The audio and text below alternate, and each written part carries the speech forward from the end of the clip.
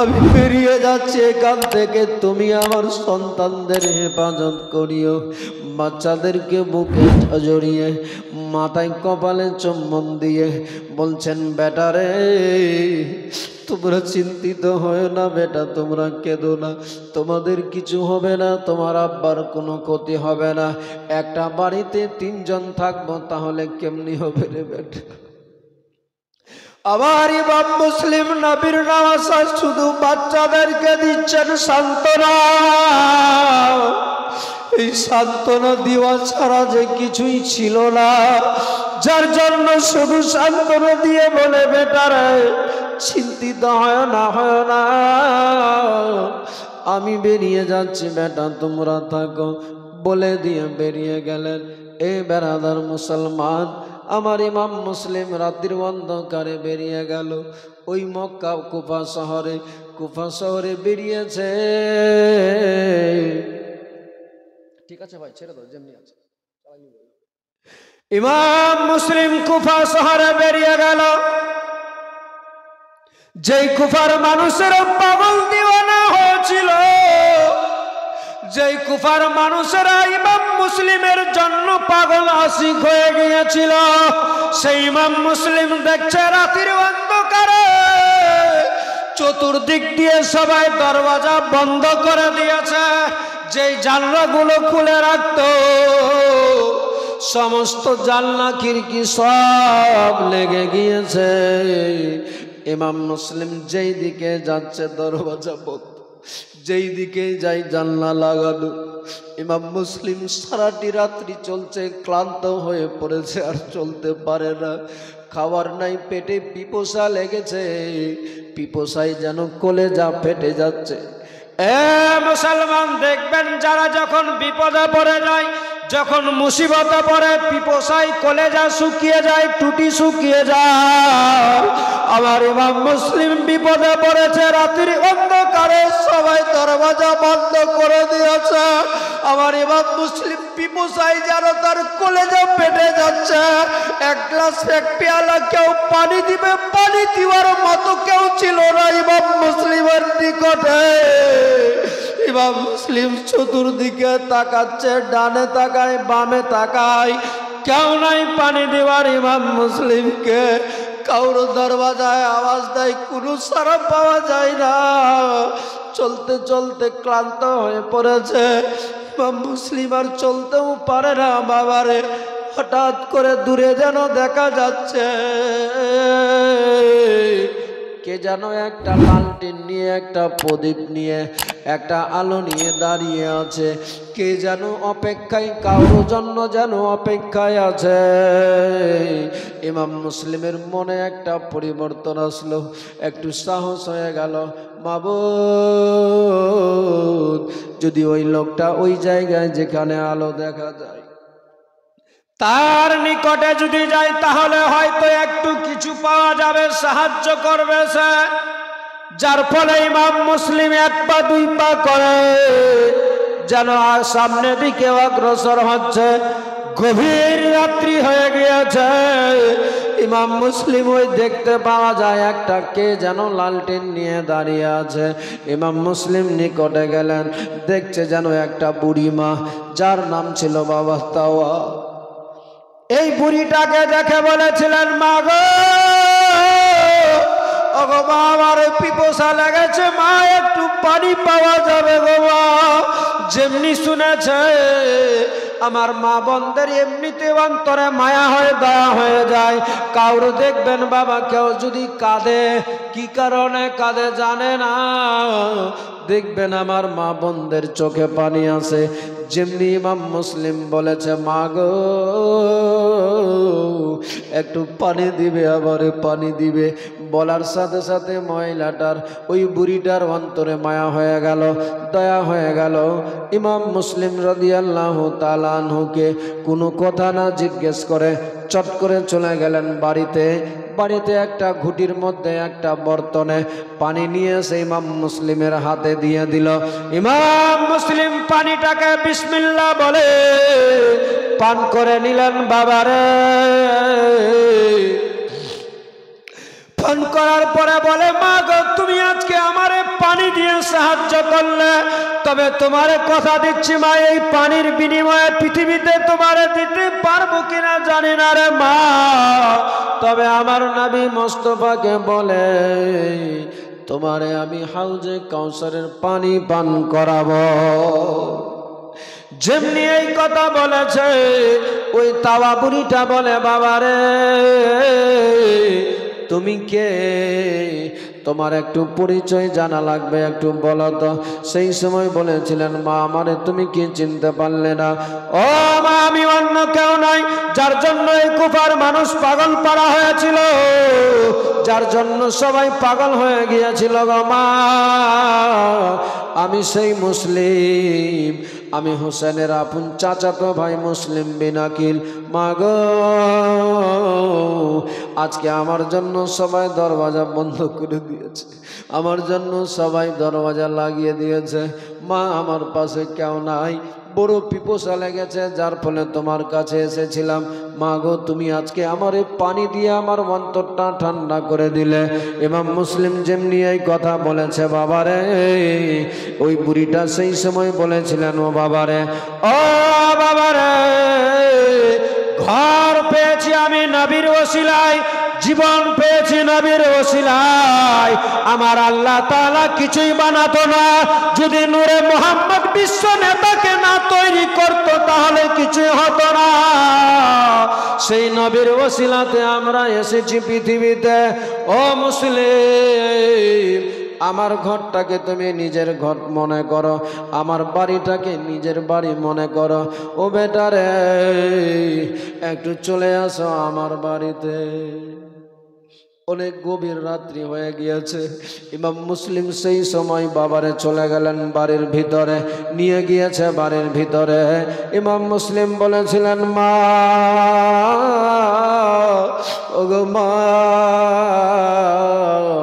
আমার আর ভালো লাগে না গো মা গো, বড় ক্লান্ত হয়ে পড়েছি। ইমাম মুসলিমের কথা শোনার সাথে সাথে চট করে বুড়িটা নিজের ঘরে গিয়ে একটা প্লেটের মধ্যে কিছু খাওয়ার রুটি নিয়েছে, তরকারি নিয়ে এসে ইমাম মুসলিমের সামনে দাঁড় করেছে। বলে, বেটারে, যদিও আমি গরিব মানুষ আছি বাবারে, তবে এই আমার নাস্তাটাকে একটু গ্রহণ করে নাও, এই আমার খাবারটাকে নিয়ে নাও। ইমাম মুসলিম বলেছিলেন, না মা, না না, আমার দ্বারা হবে না, আমি খাবার খেতে পারবো না মা গো। তুমি আমারে আশ্রয় দিলে, তুমি আমারে জায়গা দিলে, এতেই আমি অসংখ্য ধন্য হয়ে গিয়েছি, এতেই আমি খুশি হয়ে গিয়েছি। মা, তোমারে খাবার লাগবে না মা, তোমারে খাবার দিতে হবে না। ওই বুড়িটা বলেছিলেন, কেন বাবারে, আমি গরিব বলে তুমি আমার কি খাবারটা গ্রহণ করতে চাচ্ছ না? বলেছিলেন, মা গো, ওগো মা, আসলে আমি কেন খাবার খেতে চাই না জানো না, জানো না, জানো না। আমার কলেজার টুকরা সন্তান দুটি বাচ্চা আছে, তারা আজ কাজী সরাইয়ের বাড়িতে রয়ে আছে গো মা। আমি জানি না আমার বাচ্চাগুলো কিভাবে কি অবস্থাতে আছে। ও মা, যেই সন্তানদের ছাড়া আমি এক মুষ্টি কখনো খাবার খেলাম না, আজ আমি কেমনি বাবা হয়ে আমি তাদেরকে না খাওয়িয়ে খাবার খাবো মা? ওই বুড়িটা সেই সময় তাওয়া বলেছিলেন, বেটারে, এই গরিবের খাবারটা কবুল করে নে, কথা দিচ্ছি বাবারে, সূর্য উদয় হওয়ার আগে তোমার সন্তানদেরকে আমি তোমার কাছে হাজির করে দিব। এ বাবা, আমার খাওয়াটা একটু নিয়ে নে। ইমাম মুসলিম সান্ত্বনা দেওয়ার জন্য, বোঝানোর জন্য শুধুমাত্র বিসমিল্লাহ বলে একবার খাওয়ারটা নিলেন মুখের মধ্যে, আর নেওয়ার সাথে সাথে আবার রেখে দিলেন। বাবারে, এ বেরাদার মুসলমান বাবাজি ভাইরা, ওই তাওয়ার সন্তান ছিল যার নাম ছিল বেলাল, যে বেলাল কাজ কি বলে ওবাইদুল্লাহর দরবারে কর্মচারী ছিল, ওই কর্মচারী হিসাবে ছিল বাবারে। অনেক রাত্রি হয়ে গেল। ওই কাজ কি বলে ওবায়দুল্লাহর দরবার থেকে বেলাল নামে সন্তানটা চলে আসলো। বেলাল যেমনি এসেছে বলে, বেটা ও বেটা, এত কেন দেরি করলে তুমি বলো? বলে, মা ওবায়দুল্লাহর দরবারে অনেক কাজ ছিল যার ফলে দেরি হয়ে গেল। সেই সময় খাবারগুলো তুলে দিয়ে দিল, আর খাবার খাওয়াচ্ছে, বেটাকে দিচ্ছে, আবার বারে বারে ইমাম মুসলিমের ঘরে যাচ্ছে।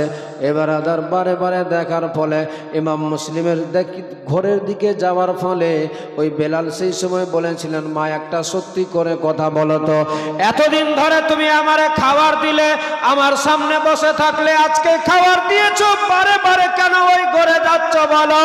ওই বেলালের মা সেই সময় বলেছিলেন, বেটা রে, ওই ঘরখানা আজকে সাধারণ ঘর নয়, এটা একটা জান্নাতের নমুনা, জান্নাতের টুকরা হয়ে গিয়েছে। কেমনি করে মা বলো? বলেছিলেন, বেটা রে, নবীর নওয়াসা জানের জান ইমাম মুসলিম আমাদের ঘরে আছে। যেমনি শুনেছে ইয়ে বলছে, বাহ, আজকে যার জন্য ইমাম মুসলিমের জন্য ওবায়দুল্লাহ পাগল, সেই আজকে আমার বাড়িতে আছে। বেলালের মা সেই সময় বলেছিলেন, তাওয়া বলে, বেটা একটা কথা বলবো, তোমারে রাখবে কিনা? বলে, হ্যাঁ মা বলো। বলে, বেটা রে, কেউ কোনো দিন পৃথিবীতে কোনো মায়ের দুধের ঋণ শোধ করতে পেরেছে? বলে, না, পারবে না, পারেনি, আর পারবে না। এ বেটা বেলাল, তুমি যদি আমার একটা কথা রাখো, একটা কথা শোনো, আমি তোমারে কথা দিচ্ছি, আমি মা হয়ে বলি, বেটা রে, তোমার সমস্ত দুধের ঋণ করে দিব ক্ষমা। বলেছিলেন, বেটা মা বলো বলো বলো বলো, কি এমন কাজ করতে হবে বলো? বেলালের মা তাওয়া সেই সময় বলেছিলেন, বেটা বলো তুমি করবে কিনা বলো? এই বেরাদার মুসলমান বাবা ভাই, এ আমার মা বোনেরা, ও আমার বাবাজি ভাইয়েরা, নবীর প্রেম কেমন ছিল, নবীর নওয়াসাদের প্রতি কত ভালোবাসা অন্তরে ছিল। একটা শুধু কাজ করাবে, যার ফলে নিজের সন্তানকে দুধের ঋণ শোধ করে দিতে চাইল। কি এমন বলেছিল বাবা কথাটা? ইমাম মুসলিমের বাচ্চারা কোথায় আছে? ইমাম মুসলিম আছে এইখানে। এইদিকে বেলালের মা শুধুমাত্র নিজের সন্তানকে বলেছে, একটা কাজ করে দিবে বেটা, আমি তোমার মা হয়ে বলছি, তোমার সব দুধের ঋণ করে দিব ক্ষমা। এ বাবাজি ভাইরা, ও আমার মা বোনেরা, আজ এখানে অনেক আমার বাবাজি ভাইরা আছে, অনেক আমার মা বোনেরা আছে। আজ যদি এই ভালোবাসা নিয়ে, এই প্রেম ভক্তি ভালোবাসা শ্রদ্ধা নিয়ে, নবীর আওলাদের প্রতি ভালোবাসা রেখে আজকে আমাদেরকেও আল্লাহ তাআলা চাইতে গেলে, আল্লাহর যদি মায়া হয়ে যায়, দয়া হয়ে যায়, আমাদেরও জীবনের গুনাহ খাতা ক্ষমা করে দিবে।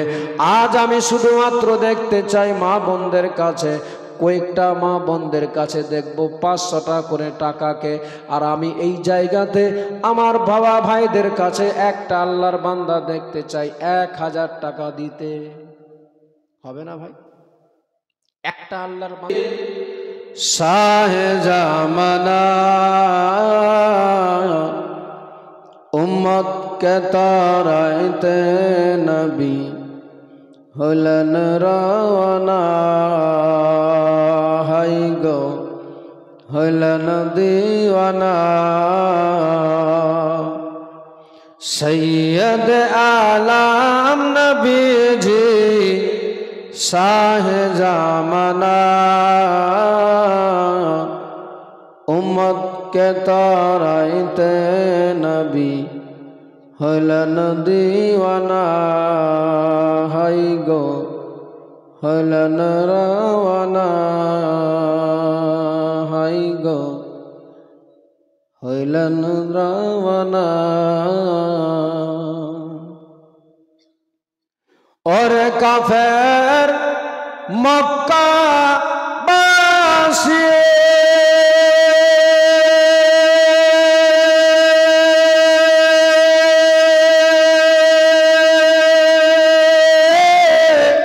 নবীজিকে মারবে বলে ঘিরে বসিলি, হাই গো ঘিরে বসিলি।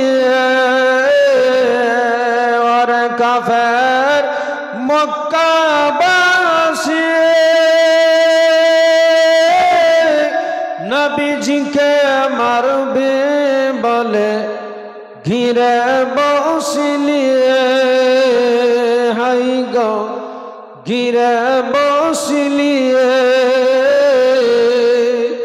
जहर है फजत खुदा जहर है फजत खुदा पाठाई फेरिस्ता उम्मत के तराइते नबी हलन रवाना हाय गो हलन दीवाना सैयद आलम नबी जी साहे जामना उम्मत के तराइते नबी हलन रवाना हाय गो हलन दीवाना हाय गो এরা টাকা দিবে না। 500 টাকা হবে না, 1 টাকা দিতে পারবে না। একজন আল্লাহর বান্দা 500 টাকা দেনে বলা মাশাআল্লাহ। সানিয়াজ খাতুন 500 টাকা, আল্লাহ যেন হাত না করে ফাঁকা। আচ্ছা বেনামি 505 টাকা, মাওলা তার জান্নাতের গেট তাদের নামে করে দিও ফাঁকা। মাওলা দিও জান্নাতি হাওয়া, জান্নাতি মেওয়া, জান্নাতি খাওয়া। সকলে মিলে বল আল্লাহুম্মা আমিন। নবী বলেন হযরত আলী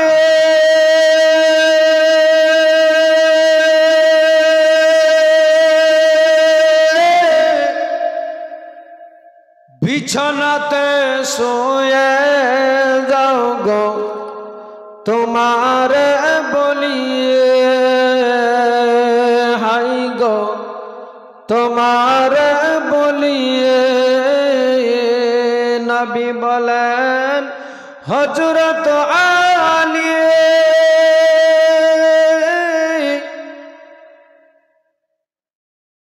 আচ্ছা যাই হোক বেনামি মায়ের জন্য মা বোনদের পক্ষ থেকে 500 টাকা দান এসেছে। মাওলা তার মাকে তুমি দিও জান্নাতের মধ্যে স্থান, দিও জান্নাতি হাওয়া, দিও জান্নাতি মেওয়া, জান্নাতি খাওয়া। বলুন আল্লাহুম্মা আমিন।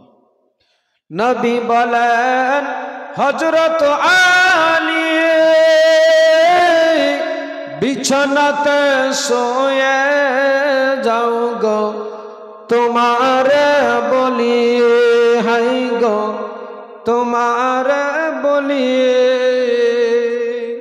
হযরত আলী শুয়ে গেলেন, হযরত আলী শুয়ে গেলেন ওই নবীর বিছানায়। উম্মতকে তরাইতে নবী হলেন রাওয়ানা হাই গো হলেন দিওয়ানা। সৈয়দ আলম নবীজি শাহে জামানা উম্মত কে তরাইতে নবী হলেন দিওয়ানা হাই গো হলেন রাওয়ানা। এখন মাইক কিছু করলে না এমনি ঠিক হয়ে গেল, ভোল্টেজ ভালো। ওটা আমারও সন্দেহ হচ্ছিল ভোল্টেজের ব্যাপার ছিল কিছু। আচ্ছা 500 টাকা করে আর নাই, 1000 লাগবে না, 500 করে দিয়ে একটা কলম একটু দেন দেন। আপনার মনে হয় জানেন মুলবি কোন ফকির মুলবি রে ভাই? হ্যাঁ ফকির দেখেছেন ফকির? ফকিরদের কোনো টেনশন থাকে না, ওরা দিনের বেলা ভিক্ষা করে, রাত্রে বেলা হাড়ি, সন্ধ্যাবেলা খাবার খেয়ে হাড়ি উল্টে শান্তির ঘুম মারে, কোনো ডর নাই ভয় নাই, না টাকা আছে না কিছু আছে চিন্তা থাকে। কিন্তু এখনকার ফকির যেগুলো বর্তমান আছে, আরে বাবারে ওই টাকা বেশি আছে। আপনি যদি গাড়ি ঘোড়াতে কাউকে বা যে কোনো ফকিরকে 1 টাকা 2 টাকা দেন তো টাকা 1 টাকা দিবে না, আপনাকে 5 টাকা পকেটে বের করে দিয়ে দিবে। তার মানে 1 টাকার ফকির নাই এখন আছে না, 1 টাকা নিবে না, 5 টাকা দিতে হবে। একটা ফকির ছিল সেই সময় অভাব, তো ফকির রাত্রেবেলা খাওয়ার খেয়ে দিয়ে নাক ডেকে ঘুমাচ্ছে। কিন্তু চোর বেরিয়েছে চুরি করতে। তো চোর যে বেরিয়েছে চুরি করতে, তো চোর কি শুনবে কোনো ধর্মের কাহিনী? এটা কে আছে না আছে, মৌলানা সাহেব আছে না আর কেউ আছে না, অমুক আছে তমুক আছে, এর কাছে চুরি করা যাবে না, ওর কাছে করা যাবে না, এটা বুঝবো কিছু? চুরি করেছে, করতে বেরিয়েছে মানে সাহিত্যের সময় থাকলে যে কাউকে ধরবেই, ছাড়বে না, বুঝলেন না? সাহিত্যের ব্যাপার থাকে ওদের। তো বেচারা প্রথমে চোর যখন বেরিয়েছে, কোথাও না গিয়ে দেখছে আর কোথায় যাব, তো চল আগে এই ফকিরের বাড়িতেই ঢুকি। চাই না বেচাই বেচারা ফকিরের বাড়িতে ঢুকে গিয়েছে। তো ফকির, বাবাই এদিকে আয়, তখন থেকে তুই ডিস্টার্ব করছিস, খালি করবি না ভাবে। তো ফকিরের বাড়িতে ঢুকেছে, ফকিরের বাড়িতে কিছু পাওয়া যাবে? সব যা আছে এটা ওটা উঠিয়ে টুটিয়ে সব দেখছে, কিছু পাওয়া যাচ্ছে না। তখন বলছে আজকে সাইডটাই বরবাদ হয়ে গেল, বেকার হয়ে গেল। আজকে কেন আসলাম এর বাড়িতে রে ভাই? এতগুলো বাড়ি ছিল, অন্য বাড়িতে না ঢুকে এর বাড়িতে ঢুকে গেলাম আমি। তো যাই হোক, বেচারা মনটা খারাপ করে বের হচ্ছে। তো বলছে কি ব্যাপার ভাই? বলছে আর ভাগ বলিস না, তোর বাড়িতে এসে আজ আমার সাইডটাই খারাপ হয়ে গেল। তোর বাড়িতে আসলাম সাইড করতে, তো কিছু তো পাওয়া গেল না। বলছে ফকিরের বাড়িতে বের কি পাবি গরিবের বাড়িতে? তো বলছে যা, আর আসবো না তোর বাড়িতে জীবনে। তো বলছে ভাই চলে যাচ্ছিস তো, আমি তো এমনি গরিব মানুষ, ফকির মানুষ, আমার চেয়ে খাওয়া অভ্যাস, একটা বিড়িগুলো দিয়ে যা আমাকে। চাইতে অসুবিধা না, একটা বিড়িগুলো দিয়ে যা। ইয়ে বেচারা ভাবছে যখন সাইড হলো না, তো আমি দিয়ে সাইড করি, ওকে দিয়ে দিল একটা বিড়ি। এবার বেরিয়ে যাচ্ছে, বলছে ভাই চলে তো যাচ্ছে, আগুনটাও দে দে দে ভাই দে।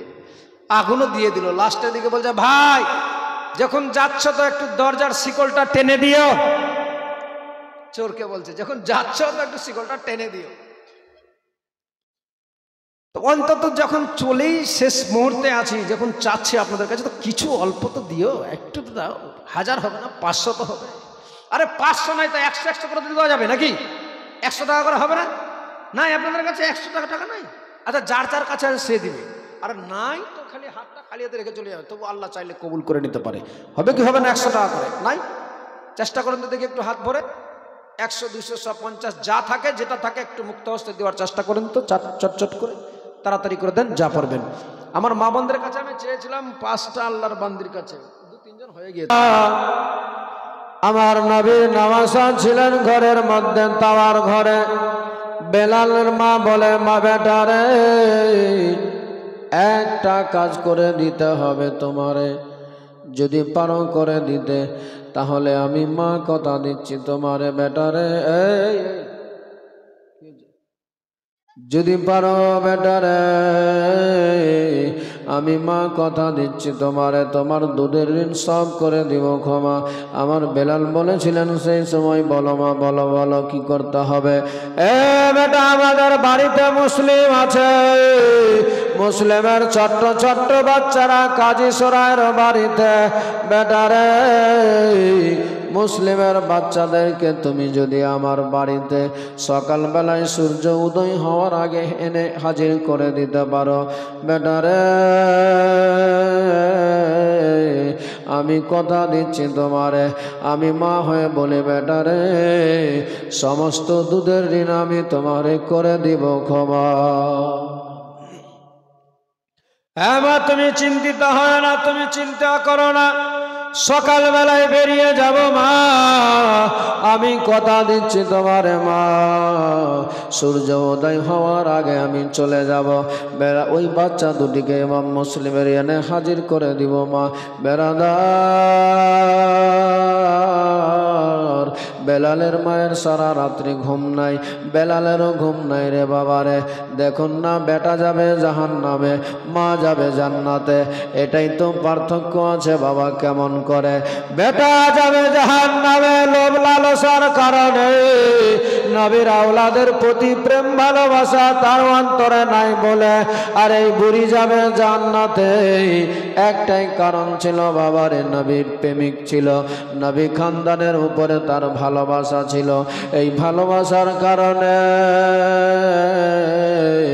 আমার মাওলা তাআলা তারে জান্নাত দিয়ে দিবে। দেখুন না বেরাদার, এই বুড়িটা যেমনি বলেছে, সারা রাত্রি বেলায় ঘুম নাই বেলালের মায়ের চোখে।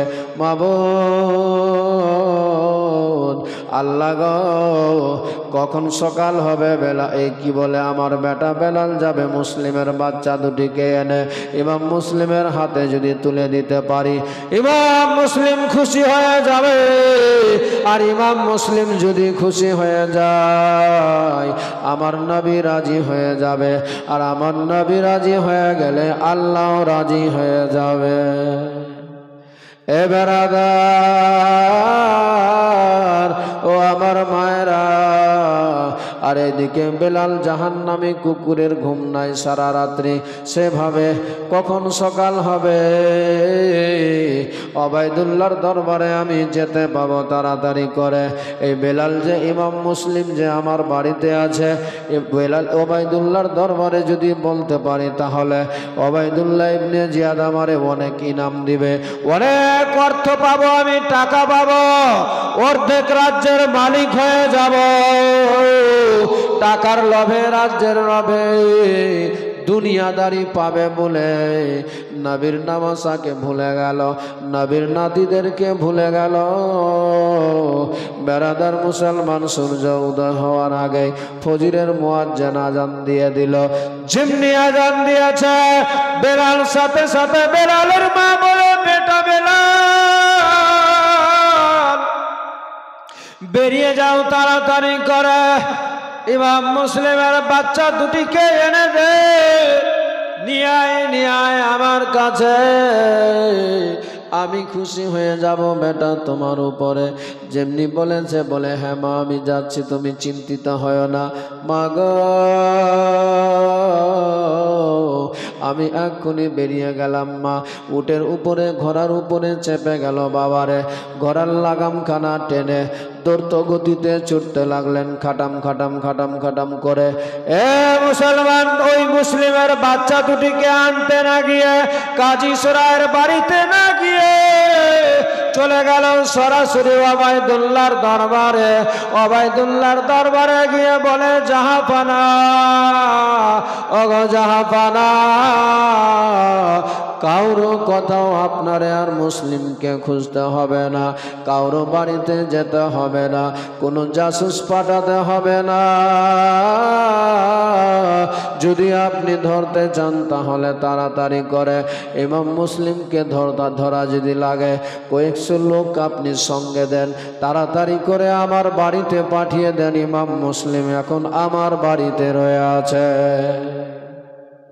যেমনি এই কথা শুনেছে শোনার সাথে সাথে ওবাইদুল্লাহ সেই সময় ভাবে আজকে আমি যার জন্য কয়েকদিন ধরে বেচেন বেকার আজকে সে আছে আমার কর্মচারীর বাড়িতে দেখি তাড়াতাড়ি করে ধরতে হবে কয়েকশো লোকজনকে দিয়ে দিল বাবারে দেখুন না বেরাদার ইমাম মুসলিমকে ধরবেন বলে ওই বেলালের বাড়িতে ইমাম মুসলিম ফজরের নামাজ পড়ে তসবিহ করতে আছে ওবাইদুল্লাহ ইবনে জিয়াদের কথা শুনে এরা উটের উপরে ঘোড়ার উপরে চেপে লাগামখানাকে টেনে দ্রুত গতিতে ছুটে যাচ্ছে তীর তরবারি বল্লম ফারসা নিয়ে বর্ষা নিয়ে ওই বেলালের মা তাওয়ার বাড়িটাকে চতুর্দিক দিয়ে ঘেরাও করে নিয়েছে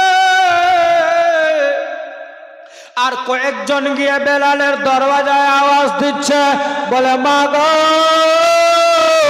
একটু দরওয়াজা খুলো কে গো কে আমার বাড়িতে আমার দরওয়াজায় কে আওয়াজ দিচ্ছ এমনি করে কে আছো বলো গো বলে আমরা এসেছি একটু তোমার বাড়িতে দরওয়াজা খুলো মা তাড়াতাড়ি করে কেন কেন কেন দরওয়াজা খুলবো বলো বলে মা গো বলো তো তোমার বাড়িতে কি ইমাম মুসলিম আছে ওই বুড়িটা বলেছিলেন কে বলল তোমাদের আমার বাড়িতে মুসলিম আছে বলেছিলেন মা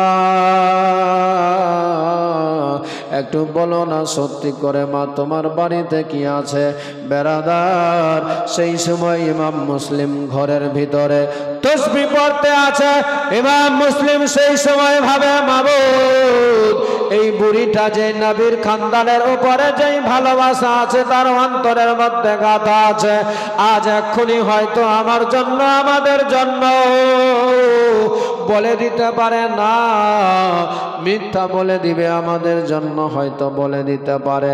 যার ফলে ইমাম মুসলিম ভিতর থেকে বলেছিলেন, মা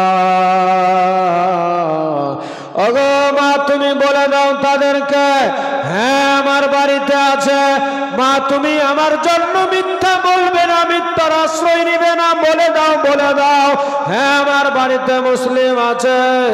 যেমনি বলেছে বেরাদার, বুড়িটার মাথায়, তার মাথায় যেন আসমান ভেঙে পড়ে গেল। আল্লাহ গো, এখন নিজেই মুসলিম বলে দিল, তার আওয়াজ পর্যন্ত সবার কানে চলে গেল। বেরাদার মুসলমান বাবাজি ভাইরা, ইমাম মুসলিম সেই সময় ভেবেছিলেন, মাবুদ ওগো আল্লাহ তাআলা, এখন যদি আমি ভিতরে থেকে যাই তাহলে তারা ঘর বাড়ির দরওয়াজা ভেঙে দিবে, এই অসহায় বুড়িটার ঘর বাড়িকে ভেঙে নিতে পারে। আল্লাহ গো, আমার জন্য তার ঘর বাড়ি ভেঙে যাবে, আঘাত হবে, তার কষ্ট হবে, তার নষ্ট করবে, এটা আমি কখনো চাই না, হতে দিব না। যার জন্য ইমাম মুসলিম বালিশের মধ্যে তরবারিটা রাখা ছিল, ওই তরবারিটাকে হাতে নিয়ে বেরিয়ে গেলেন বাবারে, বলতে লাগলেন, মা তুমি চলে যাও ভিতরে, দেখি তারা কেন আমারে খুঁজতে লেগেছে। ইমাম মুসলিম দরওয়াজার সামনে চলে গেলেন, যেমনি দরওয়াজাটা খুলেছে, ইমাম মুসলিমের উপরে যেন আক্রমণ চালাতে লেগে গিয়েছে। তীর তরবারি বললাম ফারসা মারে, ইমাম মুসলিম নবীর নওয়াসায় একাই তরবারি থামে, তিনিও থেমে আবার তরবারিটাকে টেনে মারে। তারা শত শত মানুষ থাকার পরেও ইমাম মুসলিমের কাছে টিকতে পারে না বাবারে। ইমাম মুসলিম একাই যেন তাদের সঙ্গে মোকাবিলা করে যাচ্ছে। কিন্তু বেরাদার, নবীর নওয়াসা ইমাম মুসলিম কত আর চালাবে তরবারি, তারা নানা রকম আঘাত চালায়। ইমাম মুসলিম একা তাদের থামে, একসঙ্গে শত শত বর্ষা তারা মারে। ইমাম মুসলিম শত চেষ্টা করার পরও বেরাদার কিন্তু তাদেরকে আর পারে না তাদের সাথে। ইমাম মুসলিম দেখছেন যে কেমনি করে মারা যাবে। ইমাম মুসলিমও শত চেষ্টা করে, ওই বেঈমানেরা যখন দেখে ইমাম মুসলিমের সঙ্গে এমনি পারা যাচ্ছে না, এমনি মোকাবিলা করা সম্ভব নয়, তখন একজন মুকাতিল নামে এক জাহান্নামী বেঈমান চলে গেলেন বাবা বুড়িটার ছাদের উপরে, চেপেছে একটা বড় তরবারি নিয়ে নিয়েছে বাবা, যে বিশাল বড় তরবারি ছিল, অনেক ওজন ছিল। ওই তরবারিটাকে উপর থেকে ইমাম মুসলিমকে নিশানি করে এমন চড়েছে, ছাড়ার মতো আইডিয়া টার্গেট করে ইমাম মুসলিমের মাথায় চাড়তে যাবে। সে ভেবেছে চিরতরে যেন মুসলিম বিদায় হয়ে যাবে। বেরাদার, ইমাম মুসলিমের নজর চলে গেল উপরে, হঠাৎ করে পড়েছে, সাথে সাথে ইমাম মুসলিম মাথাটাকে একটু সরিয়ে নিয়েছে। যেমনি সরিয়েছে, কিন্তু তবু ইমাম মুসলিমের নাকের মধ্যে লেগে গেল বাবারে, যেমনি ঠোঁটে লেগেছে, নাকটা আর ঠোঁটটা যেন কেটে গেল বাবারে। তরবারি মাটিতে পড়ে গেল ফিনকি মেরে, ইমাম মুসলিমের যেন রক্ত বয়ে যেতে লাগলো। ইমাম মুসলিমের সারা শরীরে ক্ষত বিক্ষত হয়েছে, সারা শরীর থেকে রক্ত বয়ে যাচ্ছে। তারপরও ইমাম মুসলিমের ঠোঁটে এত আঘাত হয়েছে, ফিনকি মেরে রক্ত বয়ে যায়, তবু তরবারি থামে না ভাইরে। ইমাম মুসলিম তবু তরবারি চালাচ্ছে। তখন ওই বেঈমানেরা দেখে বুঝতে পেরেছিল, ভাইরে এখন কেউ আমরা পারবো না মুসলিমের সঙ্গে, যদি চাও জীবন বাঁচাতে তাহলে ইমাম মুসলিমকে বলো যে আমরা তোমার সঙ্গে কোনো ঝামেলা চাই না, আত্মসমর্থন করো, চলো তোমারে আমরা নিয়ে যেতে চাই ওবায়দুল্লাহর দরবারে। ইমাম মুসলিমকে বলেছিল, ও মুসলিম আর আমরা আসলে চাই না তোমার সঙ্গে ঝামেলা করতে।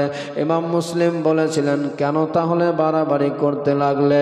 বলে, ভাই চলেন আপনি আত্মসমর্থন করেন, ওবায়দুল্লাহর দরবারে নিয়ে যাব আপনারে। ইমাম মুসলিম বলেছিলেন, তোমরা যদি তাই চাও আমিও চাই, চলো আমার সঙ্গে যা বোঝাপড়া হবে। ইমাম মুসলিম বলেন, ওবায়দুল্লাহর সঙ্গে হবে, তোমাদের সঙ্গে কোনো আমি মারামারি হানাহানি কাটাকাটি করতে চাই না। চলো। ইমাম মুসলিমকে সঙ্গে করে নিয়ে এরা বের হলেন।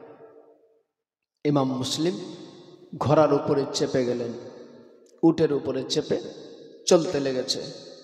কিছু দূর গিয়েছে, হঠাৎ করে এই বেঈমানেরা ইমাম মুসলিমের কাছ থেকে যেই তরবারিটা ছিল সেই তরবারিটা কেড়ে নিল। যেমনি কেড়ে নিয়েছে, ইমাম মুসলিম সেই সময় পড়েন, ইন্না লিল্লাহি ওয়া ইন্না ইলাইহি রাজিউন। তারা বলেছিল, ও মুসলিম, তুমি ইন্না লিল্লাহ কেন পড়লে? বলে, আমি জানি, আমি এই জন্যই পড়লাম, যখন আমার হাতে তরবারি ছিল আমার দীর্ঘ বিশ্বাস ছিল নিজের উপরে যে তোমরা কেন, তোমাদের মতো আরো শত শত মানুষ যদি আসে, আমার দেহে যদি এক বিন্দু আমার নবী পরিবারের দেহে, আমার দেহে যদি রক্ত থাকে, তাহলে তোমরা আমারে কেউ মারতে পারবে না। যার ফলে আমি এই জন্যই ভাবছি, এখন যে তোমরা আমার কাছ থেকে তরবারিটা কেড়ে নিলে, আমি বুঝতে পারলাম আমার কোমর ভেঙে গেল। এখন তোমরা আমারে যে কোনো সময় হয়তো মেরে দিতে পারো, এই জন্য আমি ইন্না লিল্লাহ পড়ে নিলাম। তবে তোমরা আমারে মেরে কোনো লাভ পাবে না। ইমাম মুসলিম বলেছিলেন, তোমাদের সঙ্গে আমার কোনো ঝামেলা নাই, কোনো কথা নাই, আমি চাই সরাসরি আমাকে নিয়ে চলো ওবায়দুল্লাহর দরবারে। এ মুসলমান, আজ আমরা কোথায়? আমাদের ঈমান কোথায়? আজ আমরা যারা নবীর নওয়াসা ইসলামকে প্রতিষ্ঠিত করার জন্য, ইসলামকে জিন্দা রাখার জন্য তারা নিজের আল আওলাদকে, নিজের সন্তানকে বিলিয়ে দিল, নিজের জীবন দিয়ে দিল। এ মুসলমান, এ 16 মাইলের মুসলমান, আরামে ঘুম মারো, এ ঘুম হবে না। একদিন তোমারও জবাব দিতে হবে। যে নবীর নওয়াসারা যারা নিজের জীবন দিয়ে দিল মানব জাতির কল্যাণার্থে, মানব জাতিকে সঠিক পথ দেখানোর জন্য, অসৎকে সমর্থন করলো না, মিথ্যুককে সমর্থন করলো না, নবীর নওয়াসা, নবীর নাতি বুঝিয়ে দিল হক কাকে বলে, বাতিল কারে বলে, বুঝানোর জন্য শেষ পর্যন্ত তাদেরকে জীবন দিতে হলো। তারা কত আঘাত খেতে হয়েছে, তাদেরকে ভুকা পিয়াসা, দানা নেই, পানি নেই, সমস্ত কিছু ছেড়ে ভুক পেয়াসা অবস্থাতে তারপরেও তারা আমার নবীর উম্মতিকে সঠিক পথ দেখানোর জন্য তারা নিজের জীবন দিয়ে দিল। আজ আমরা জীবন থাকতে সেই তাদের জীবনী শুনতে, তাদের কথা শুনতে আমরা যদি বকালতি করি, আমরা যদি শান্তির ঘুম মারি, আমাদেরকেও একদিন খোদার দরবারে জবাব দিতে হবে। রিহাই পাবে না। এখানে যতই করো বাহানা, যতই দেখাও বাহাদুরি, এখানেই চলবে। চোখ বন্ধ হয়ে গেলে তোমার বাহাদুরি, তোমার পাওয়ার, তোমার ক্ষমতা সব মিনিটের মধ্যে মাটিতে মিশে যাবে। কোনো পাকামো চলবে না, কোনো বাহাদুরি চলবে না।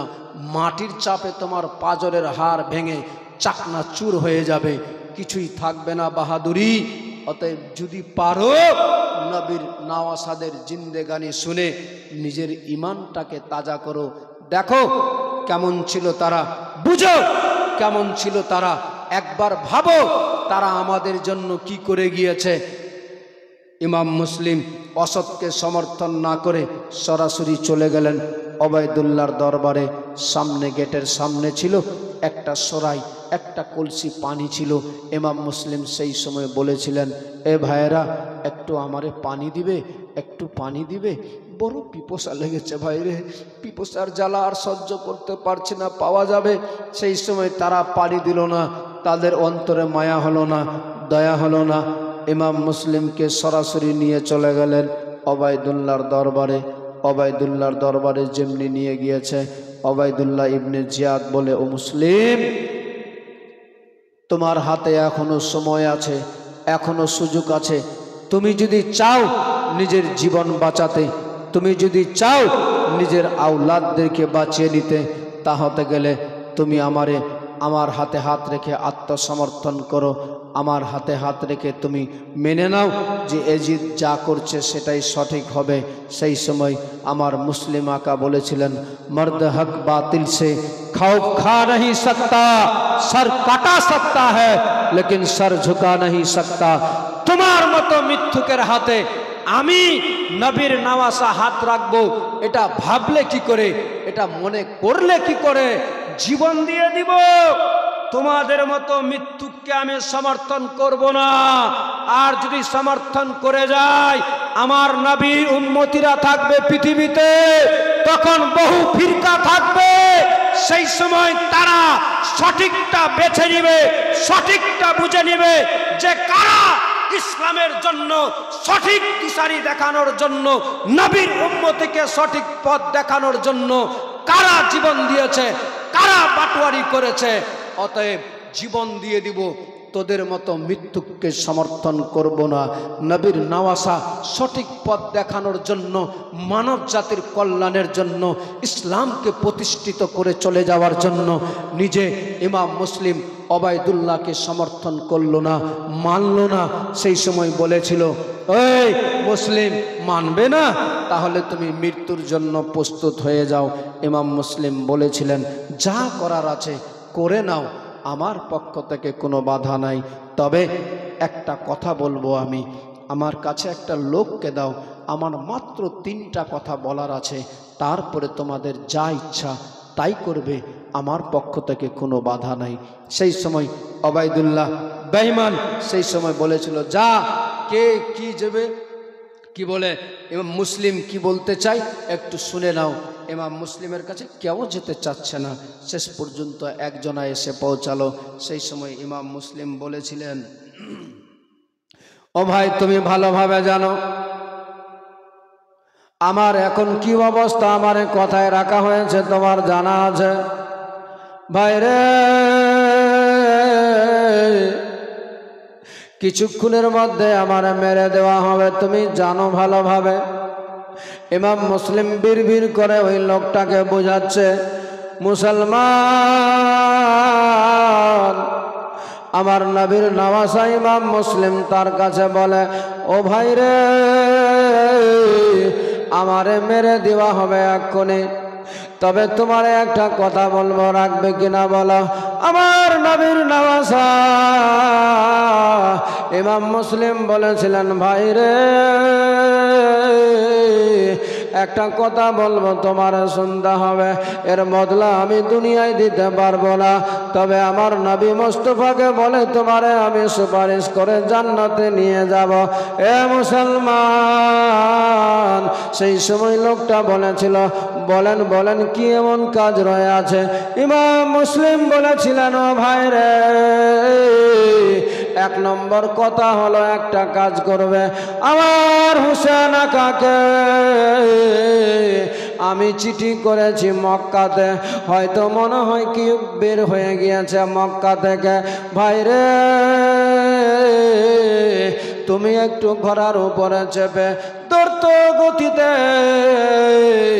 সামনে দিকে গিয়ে বলবে, বাধা দিবে ইমাম হুসেন যেন সপরিবার নিয়ে এই কুফার মতো জায়গাতে এসে না পৌঁছে যায়।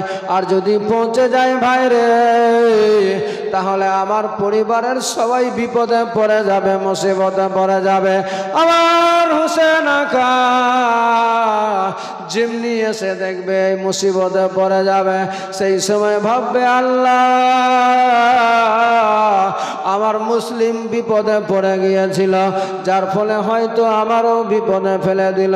ভাই রে, আমার মুসলিম আমার হুসেন আকা যদি এই কথা ভেবে নেয় তাহলে আমার দুনিয়া আখিরাত সব বরবাদ হয়ে যাবে।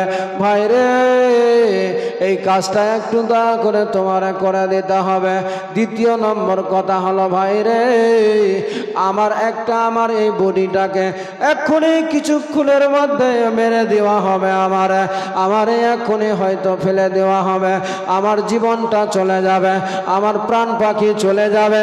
ভাই আমার বডিটাকে আমারে মারার পরে একটু তুমি একটা কাজ করবে, ঘোড়ার উপরে চাপিয়ে কিংবা উটের উপরে চাপিয়ে মদিনার দিকে একটু হাঁকিয়ে দিবে, যেন আমার মদিনার দিকে আমার বডিটা চলে যায় নিয়ে।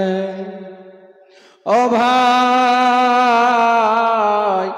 তৃতীয় নম্বর কথা হলো এখানে এসে একটা লোকের কাছে আমার একটা টাকা নেওয়া আছে, 150 টাকা হয়েছে। কোনো কিতাবে পাওয়া যায় 140 টাকা পাবে, কিংবা 150 দিরহাম ছিল বাবার, 150 টাকা পাবে। ভাইরে আমার এই ঘোড়াটাকে বিক্রি করে দিবে, বিক্রি করে এই টাকাটা দিয়ে একটু পরিশোধ করে দিবে। ভাইরে আল্লাহর দোহাই লাগে, নবীর ওসিলায় লাগে, একটু দয়া করে যেই কথাগুলো বললাম তুমি অন্তরে রেখে নিবে, কাউরে জানাবে না। ওই কথাগুলো অক্ষরে অক্ষরে পালন করবে। যদি পারো করতে আমার নবী মুস্তাফা তোমার উপরে খুশি হয়ে যাবে। এ বেরাদার মুসলমান বাবারে, এরা তো অন্ধকার যুগে ডুবে গিয়েছিল, এরা অর্থের কারণে সব ভুলে গিয়েছিল। আজও পর্যন্ত কিছু মানুষ আছে অন্ধকার যুগে ডুবে গিয়েছে, নবীর ভালোবাসা অন্তর থেকে উঠে গেছে, নবীর প্রতি অনেক রকমের প্রশ্ন মনের মধ্যে জেগে যাবে। একটা কথা মনে রাখবেন মুসলমান, নবী ছাড়া বিকল্প রাস্তা অন্য কোনো পাওয়া যাবে না, যাবে না। আমার নবীর নওয়াসা যা যা বলেছে, যা যা বলল, সব কথাগুলো ওই ওবাইদুল্লাহ বেঈমানের কাছে তুলে ধরে নিল। বলে জাহাপানা দেখুন না, আমারে 3টা কথা বলেছে। ওবাইদুল্লাহ ইবনে জিয়াদ বলে কি কি বলেছে বল বল তাড়াতাড়ি করে। যেমনি বলেছে সঙ্গে সঙ্গে কথাগুলো বলে দিল।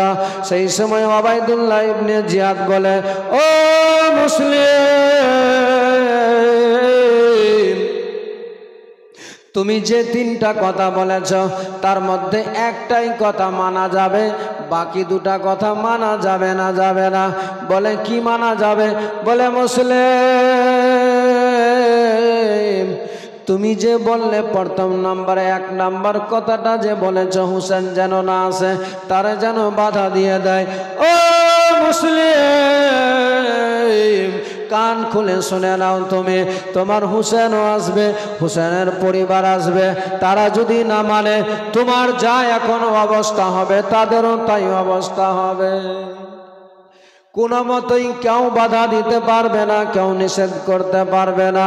ইমাম মুসলিম সেই সময় ইমাম মুসলিমের চোখ দিয়ে টস টস করে অশ্রু বয়ে যাচ্ছে। বলে আল্লাহ, ওগো আল্লাহ গো, এখন আমার জন্য আমার নবী পরিবারের সবাই বিপদে পড়ে যাবে। একটা চিঠি করার কারণে আজকে সবাই মুসিবতে পড়ে যাবে। বেরাদার আমার নবীর নওয়াজা কেমন ধৈর্য ধরে দাঁড়িয়ে আছে, ধৈর্য ধারণ করে। সেই সময় বলে ওই বেঈমান নাস্তিক বলে মুসলিম তুমি যে 2য় নম্বর কথাটা বললে যে তোমার কি বলে বডিটাকে সোনার মদিনার দিকে রেখে দিতে হবে, সোনার মদিনার দিকে উটের উপরে কিংবা ঘোড়ায় চাপিয়ে হাঁকিয়ে দিতে হবে। মুসলিম তুমিও আমার কথাটা মনে রাখো, যে ইয়াজিদকে তুমি মানলে না, যে ওবাইদুল্লাহ ইবনে জিয়াদের হাতে সমর্থন করলে না, যারে তুমি হাতে হাত রাখলে না, আমি আজ কথা দিচ্ছি তুমি এটুকু মাথায় রাখবে, তোমার বডিটাকে আমি এমন পৃথিবীর এমন কোনায় এমন জায়গায় পৌঁছাবো, এমন জায়গায় রেখে দিব, পৃথিবীর কোনো মানুষ তোমার বডিকে খুঁজে পাবে না। এ মুসলিম, তবে তুমি 3 নাম্বার যে প্রশ্নটা করে যে কথাটা বলেছ যে তোমার কিছু ঋণ আছে, তোমার ঘোড়াটা বিক্রি করে এটা ঋণ পরিশোধ করে দেওয়া যাবে, এই কথাটা 3 নাম্বার কথাটা রাখা যাবে, বাকি দুটা কথা রাখা যাবে না। তোমার হোসেন আসবে, তোমার হোসেন না মানলেও তার জীবন যাবে। তুমি এখন বললে তুমি যদি মেনে নাও এখনো সময় আছে, তোমার জীবন বেঁচে যাবে, নচেত তোমার বডিটাকে আমি পৃথিবীর এমন কোনায় পৌঁছে দিব, পৃথিবীর কোনো মানুষ খুঁজে পাবে না। ইমাম মুসলিম বুঝে গেলেন, জানি এ আর কোনো কথা শুনবে। ইমাম মুসলিম বলেছিলেন আমি জানি জানি জানি তোমার অন্তরে আল্লাহ তাআলা মোহর মেরে দিয়েছে, কালি কয়লা হয়ে গিয়েছে, তুমি আজ আমার কোনো কথা শুনবে না, কোনো কথা মানবে না, আমি বুঝতে পেরে গিয়েছি। এবার তোমার যা করণীয় আছে তুমি আমার সঙ্গে করতে পারো, আমার পক্ষ থেকে কোনো বাধা নাই, আমি আর নিষেধ করতে যাব না। বেরাদার, ইমাম মুসলিমকে সেই সময় মৃত্যুর জন্য দাঁড় করে দিয়েছে। ইমাম মুসলিমকে বলে, ও মুসলিম, বলো বলো, এখনই তোমার জীবন নেওয়া হবে, এখনই তোমার শিরচ্ছেদ করা হবে, শির মাথা থেকে দেহ থেকে মাথাটাকে আলাদা করা হবে। মুসলিম, তোমার শেষ কি কিছু চাওয়া আছে? সেই সময় ইমাম মুসলিমের পিপাসায় যেন কলেজা ফেটে যাচ্ছিল, বলেছিল ভাইরা একটু কেউ আমারে তোমরা পানি দিবে, পানি দিবে। ইমাম মুসলিম যেমনি বলেছিল সেই সময় ওবাইদুল্লাহ বেঈমান বলে, দিয়ে দে একটু, মুসলিমের হাতে শেষ চাওয়া আছে। বেরাদার মুসলমান বাবাজি ভাইরা, বর্তনের মধ্যে ইমাম মুসলিমকে পানি দিয়ে দিলেন। ইমাম মুসলিম পানিটাকে নিয়ে বিসমিল্লাহ বলে মুখে লাগাতে যাবে। বেরাদার, এমনিতেই ওই বেলালের বাড়িতে, তাওয়ার বাড়িতে ইমাম মুসলিমের ঠোঁটটা তরবারির আঘাতে কেটে যাওয়ার কারণে, এমনিতেই রক্ত জমে যাওয়ার কারণে একটু থেমেছিল। যেমনি পানি লেগেছে সঙ্গে সঙ্গে ঠোঁটটা আবার ফেটে গেল, আবার ফিনকি মেরে রক্ত বয়ে যেতে লাগলো। যেই পানিটা বিসমিল্লাহ বলে পান করবে গো, ওই পানিটা রক্তে লালে লাল হয়ে গেল। ইমাম মুসলিম বলেন, ও ভাইরা, ও আমার লোকেরা, এই দেখো পানিটা লাল হয়ে গেল, এই পানিটা পান করা যাবে না, যদি একটু পানি দাও অন্য তাহলে পান করা যাবে। দ্বিতীয়বার দিলেন বাবারে পানিটা, আবার দ্বিতীয়বার যেমনি মুখে লাগিয়েছে সঙ্গে সঙ্গে আবার ওই পানিটাও লালে লাল হয়ে গেল। ইমাম মুসলিম ভেবে নিলেন, মাবুদ আল্লাহ গো, আমি বুঝতে পেরে গিয়েছি গো মাওলা, এই বেঈমান গাদ্দারদের হাতের পানি আমার ভিতরে যাবে না। আমার নবী মুস্তাফা কামলিওয়ালা মদিনাওয়ালা নবী হাউজে কাউসারের পানি পান করিয়ে আমারে জান্নাতে শুইয়ে দিবে। এ বেরাদার মুসলমান, তৃতীয়বারে দিয়েছিল পানি, বাবা পান করা হলো না। লাস্টের দিকে ইমাম মুসলিমকে ছাদের উপরে নিয়ে গেল। ছাদে নিয়ে গিয়ে ইমাম মুসলিমকে দাঁড় করে দিয়েছে। শেষবারের মতো জিজ্ঞেস করে, মুসলিম বল বল বল, এখনো তোমার সময় আছে, যদি মেনে নাও ইয়াজিদকে জীবন বেঁচে যাবে, মেনে নাও ওবায়দুল্লাহকে জীবন বেঁচে যাবে। ইমাম মুসলিম বলেছিলেন সেই মুহূর্তে, ভাইরা তোমাদের যা করণীয় আছে করে নাও, আমার জীবনটা নিয়ে নাও, কোনো বাধা নাই, কিন্তু অসৎকে আমি সমর্থন করব না। যদি সমর্থন করি আমার নবীর উম্মতিরা শিক্ষা কেমন পাবে? অসৎকে মানা যাবে না, সৎকেই সৎ পথে চলতে হবে। আমার নবীর উম্মতিদের জন্য এটা একটা বিশাল বড় শিক্ষা হয়ে যাবে, যার ফলে আমার নবীর নওয়াসা ইমাম মুসলিম শেষ মুহূর্ত মানল না তারে। শেষ মুহূর্তে ইমাম মুসলিমের মাথাটাকে ধরে নিয়েছে, মাথার চুলগুলো ধরেছে, আর হাতের মধ্যে একটা তরবারি নিয়ে নিল। বাবারে এমন জোরে ইমাম মুসলিমের গর্দনের উপরে তরবারি মেরেছে, ইমাম মুসলিমের মাথা মস্তক শির মস্তক থেকে গেল হাতে, ছাদের উপর থেকে বডিটা ধামাস করে মাটিতে পড়ে ছটপট করতে লেগেছে। সকলে পড়ুন ইন্না লিল্লাহি ওয়া ইন্না ইলাইহি রাজিউন। ইমাম মুসলিমের বডিটা মাটিতে পড়ে ছটপট করে যাচ্ছে, সবাই দেখছে, কেউ নাই আমার নবীর নওয়াসার পাশে।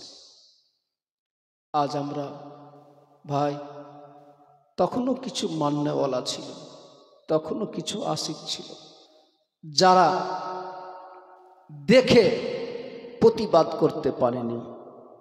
আজ যেমন এখানে অনেকে বসে আছে, যারা আসেনি তাকে বলার কিছু আছে নাই, জোরপূর্বক তো করা যায় না।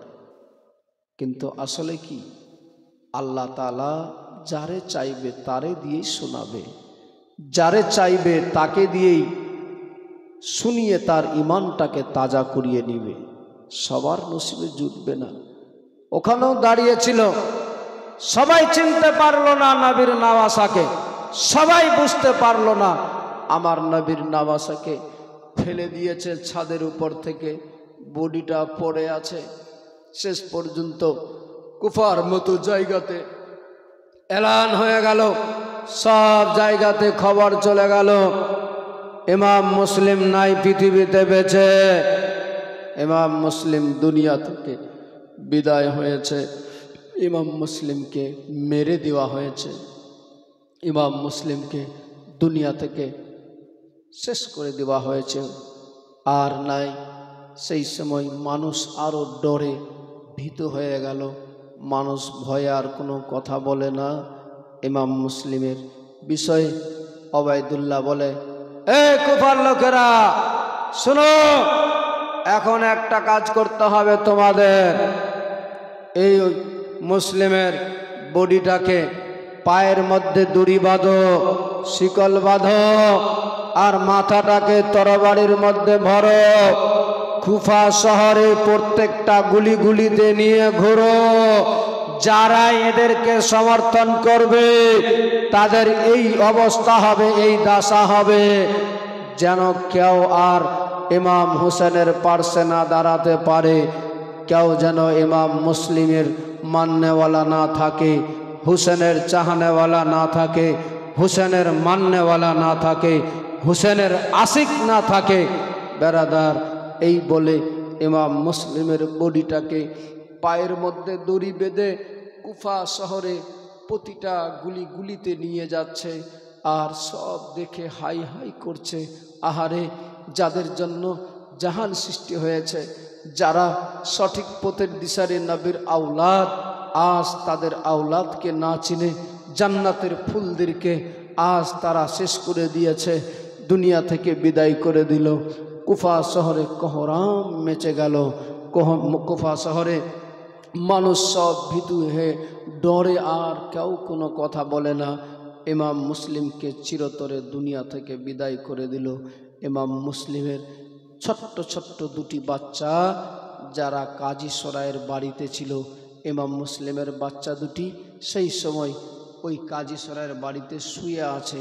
হঠাৎ করে স্বপ্নযোগে তারা যেন দেখছে যে আমার আল্লাহ তাআলা স্বপ্ন দিয়ে তাদেরকে দেখাচ্ছে যেন দেখতে পাচ্ছে আমার নবী মুস্তাফা কামলিওয়ালা মদিনাওয়ালা নবী বলছেন, মুসলিম তুমি চলে আসলে তোমার বাচ্চাদেরকে একা একা ফেলে।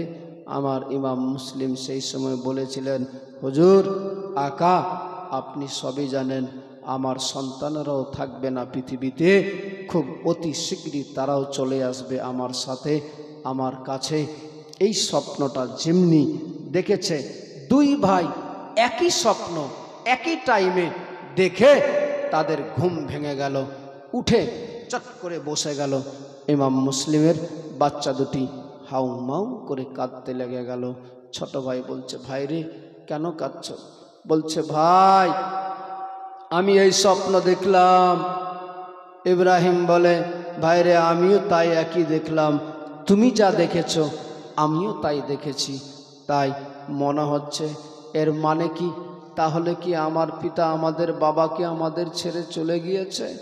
এই কথা বলতেই আছে বেরাদার, চোখে পানি থামে না। ছোট্ট ছোট্ট বাচ্চারা কি হয়েছিল, একবার দুরূদ শরীফ পড়ুন, আল্লাহুম্মা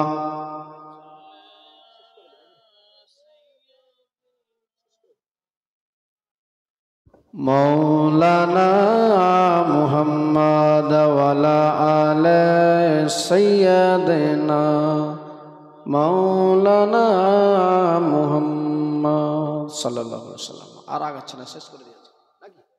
কালকে দেখা যাবে, কালকে শেষ রাত আছে, যতক্ষণ থাকবেন বসে ইনশাআল্লাহ তাআলা কালকে আমিও শুনিয়ে আমিও রেস্টে বসবো, কারণ কন্টিনিউ টানা চলছে বলে আমি আর, কারণ প্রচণ্ড থকে পড়েছি।